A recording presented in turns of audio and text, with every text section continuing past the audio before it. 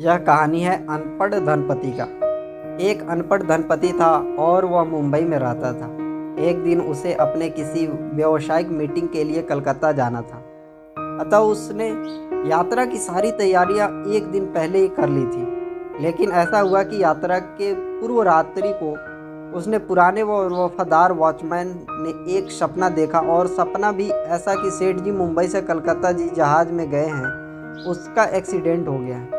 बस चिंतित वॉचमैन ने यह बात अपना मालिक यानी सेठ जी की पत्नी को बताई, और उसने सेठ जी की यात्रा निरस्त करने का निवेदन किया।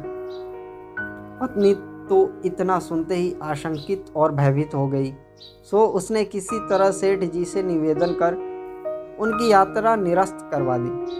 हालांकि सेठ जी इस बात से बड़े नाराज थे, परंतु पत्नी के सामने उनकी चलनी क्या थी। खैर, उधर वाकई उस हवाई जहाज़ का एक्सीडेंट हो गया और उसमें सवार सभी यात्रियों की मौत हो गई। सेठ जी की पत्नी ने न सिर्फ शुक्र मनाया, बल्कि उस वॉचमैन को काफ़ी इनाम भी दिया।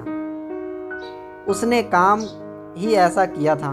लेकिन उधर सबके आश्चर्य के बीच सेठ जी ने उसे नौकरी से ही निकाल दिया। कारण पूछे जाने पर उन्होंने अपनी पत्नी को समझाते हुए कहा, उसका सपना देखना और घटना घटित होना तो एक संयोग की बात है, परंतु मुख्य सवाल यह है कि वॉचमैन होकर वह सो ही कैसे सकता है। कल उठ के घर पे डाका पड़ा और यह सोता ही रह गया तो। सेठ जी की बात वाकई तर्क संगत थी। पत्नी वॉचमैन के प्रति लाख सहानुभूति रखने के बाद भी कुछ नहीं कर पाई।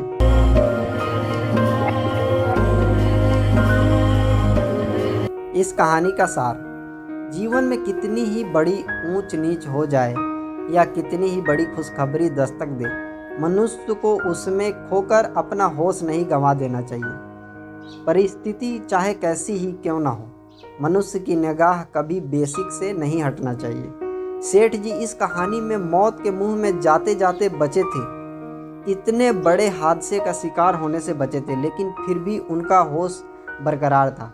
वॉचमैन की स्वाभाविक ड्यूटी से उनका ध्यान नहीं हटा था, वरना सामान्य मनुष्य तो सफलता असफलता या गम और खुशी के माहौल में इस कदर खो जाता है कि बाकी सब जगह से उसकी निगाह हट जाती है। और यही वास्तव में मनुष्य के बार बार बड़ी मुसीबतों में फंसने का कारण है।